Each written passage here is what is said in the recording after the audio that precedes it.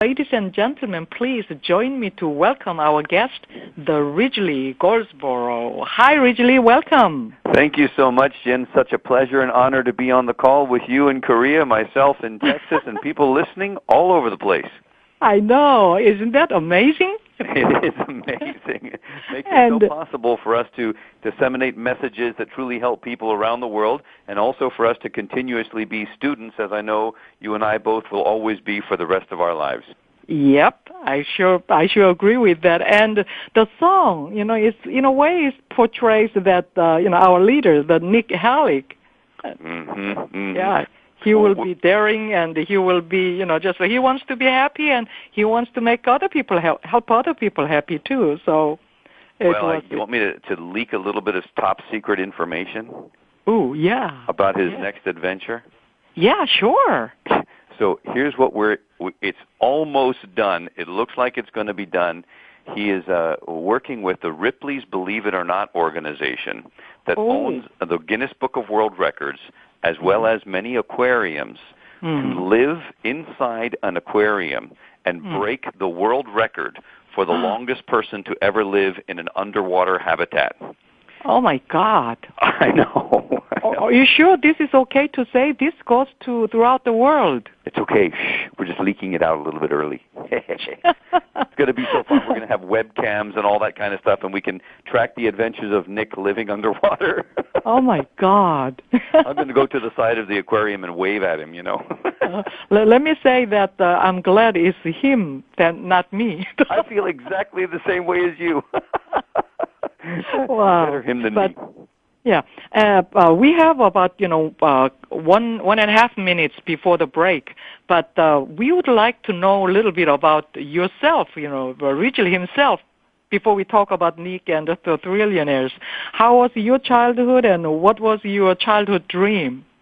Well, interestingly, my parents divorced when I was very young, so I ended up moving from the United States to Europe and growing up in Spain and in Switzerland mostly, learning lots of different languages.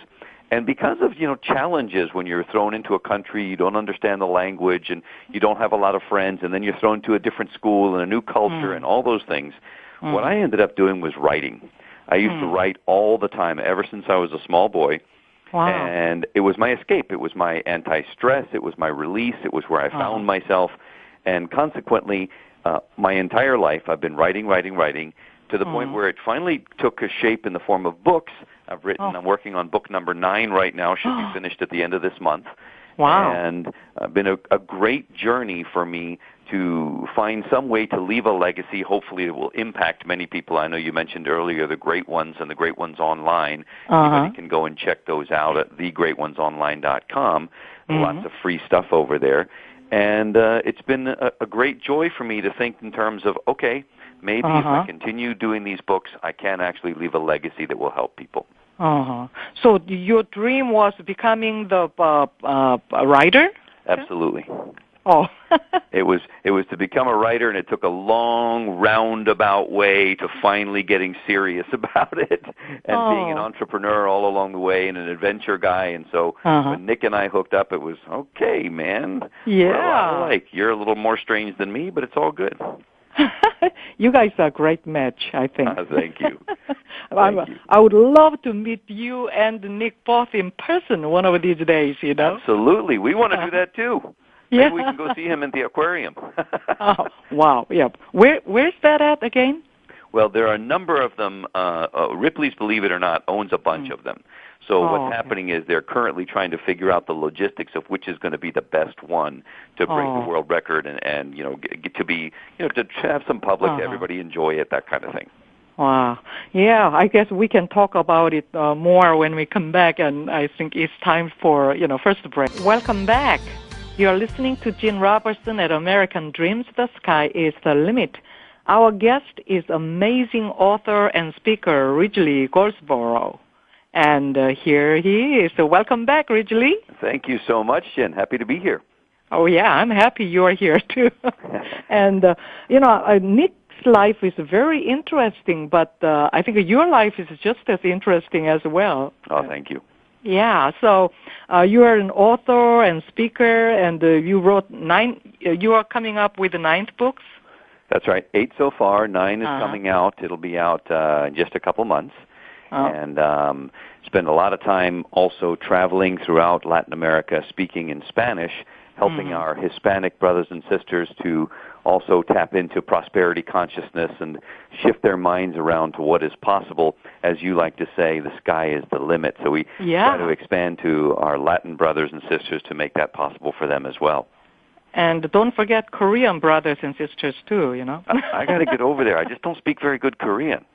Like I will be your personal interpreter and tour guide. Excellent. I love that idea. On my way. I won't even charge you for that. Okay. Thank you. Free service. Thank you. Yeah. So, and you are the television show host too, right? I am. And the creator of the acclaimed series Modest to Millions. And what are they all about? Because what I did is I interviewed people who had gone from very modest backgrounds to extraordinary success. And the rules were you could not have started from a good family with money or anything like that, or you had to have started in a very, very modest background. So it was never anybody who had a head start. It was always people who did it on their own, who made it from nothing to great achievement. And when I mean great achievement, I'm not talking about being successful. I'm talking about very, very successful. Now, of course, we're only measuring from a financial perspective. There are many, many other kinds of success. Right. And yet I think that many of the principles of prosperity and wealth accumulation apply to almost anything in life, whether it's perseverance, the ability to work hard, sacrifice, all those things that I know that you, Jen, know so well and have been able to share, I'm sure, with your listeners all over the world for many, many years. Yes. And so what is this, the Great Ones Online? What's this Internet phenomenon? Well, what happened was, after doing all of the interviews, I did well over 100 interviews of millionaires and billionaires who started with nothing. I decided, you know what, there are certain principles that are playing along every time I do an interview, the same things seem to come up over and over.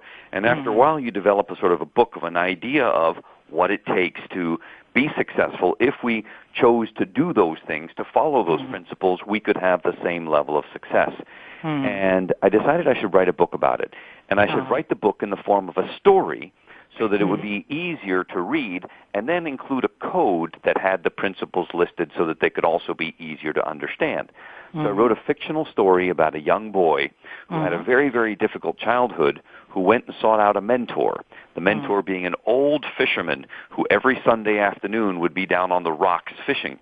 And the boy would go down every Sunday and spend time with this old man who would teach him life lessons that he would then go back and apply into his world. Sort of a coming-of-age, pay-it-forward story that has a very unique twist at the end that I'm not going to tell you. So you wrote both fiction and nonfiction. Correct. Oh, wow. And then it looks like, you reflected your life on that fiction, too, in a way. I did, and I think that realistically, all writers do that to a certain measure or other. The things that they put out are in some way a reflection of themselves, at least for the first X many titles. I suppose if you write 100 million books like Nora Roberts does or something, maybe not. But the rest of us normal people. And now I never want to go back to writing nonfiction again. I believe that the fiction medium, fiction with a message, a story that conveys something, that teaches something, is more powerful than sort of an A plus B equals C. I heard a saying once. It went like this. It said, logic makes people think. Logic makes people think. Emotions make people act. And stories live in our hearts. Yeah. So from now on, I just want to write stories. Yeah, and in the story, you can make whatever wishes you have, make it, reality instead of in the reality of nonfiction. You cannot really deviate much from what's available and. And if you think about it, since time immemorial, since the beginning of humanity, stories has been such a great way of communicating things, whether it's the Native American Indians who sat around the fire passing the peace pipe, or whether it's the Bible, which is a compilation of a series of stories, or the Quran, which is also a series of stories. It's just, it's so common, the grandparent that has the grandchild on their knee that is just telling stories. It's such a normal human way of relating and understanding a message that for me, I just think it's the most powerful medium, and so that's what I want to try to do. Yeah. And, didn't you have your personal kind of a disaster with the financial situation, and is that why you are really, focusing on, not focusing, but, teaching people how to make money or tap into the endless flow of money and something like that? You bet. It was, I had a very up and down relationship, from building very large companies to watching them disappear, to then doing it again, to watching them disappear, to then saying to myself, okay, wait a second. The problem is obviously not the company, because I've done this several times now. So the problem must be me. And it's not enough to know how to make a lot of money or build a company. There are other skill sets that are required, such as how to keep it, how to manage it, how to have the right consciousness regarding prosperity and abundance, and not sabotage yourself and throw it all away because of some tiny issue that you have that's unresolved. And I decided, you know what, I'm going to make it my life's mission to do what I can to shift this around, even to the level of dealing with cultures themselves. Like, as mentioned, I love to come to Korea and participate over there. And yet my specialty, or what I know, is because I grew up in Spain, is I understand the Hispanic mindset. And so it's easy for me to say, okay, I can challenge the American mindset, the English mindset. I can challenge the Spanish mindset. Maybe it'll translate also to Korean. I hope so. Don't know for sure. But even on a culture-by-culture basis, we have consciousness issues, prosperity issues that need to be worked out. And I'm going to make it my mission to do everything I can to help people live in a space of abundance, to where they truly can have all that is out there, the abundance that is around us on a continuous basis. You can start practicing with me, I'm okay. And so I already know how prosperous you are, so I don't know if you probably teach me a lot of things. Well, I mean, money-wise, I still need to go little, I have a long way to go.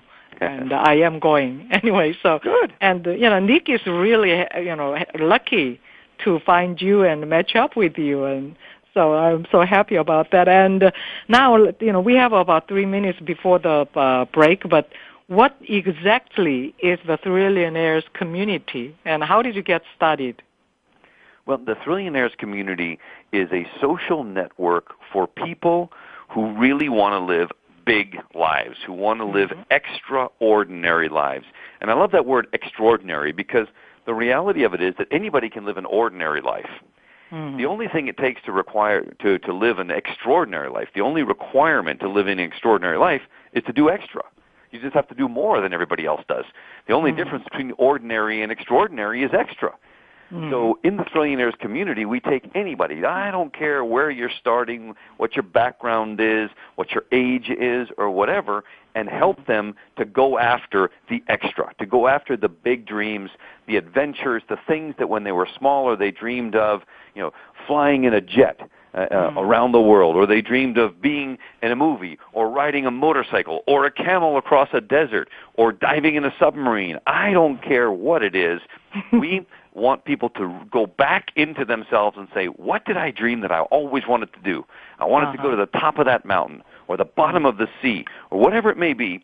And then we help them not only get those dreams clear, but plan them out, manifest the finances to make them happen, and then go do it and create a memory that can be shared with the rest of the Thrillionaires community. Very, very exciting program, very exciting process. Free for anybody that wants to join. So we're really, really happy to welcome as many people to the Thrillionaires community, which is at www.thethrillionaires.com, as you share with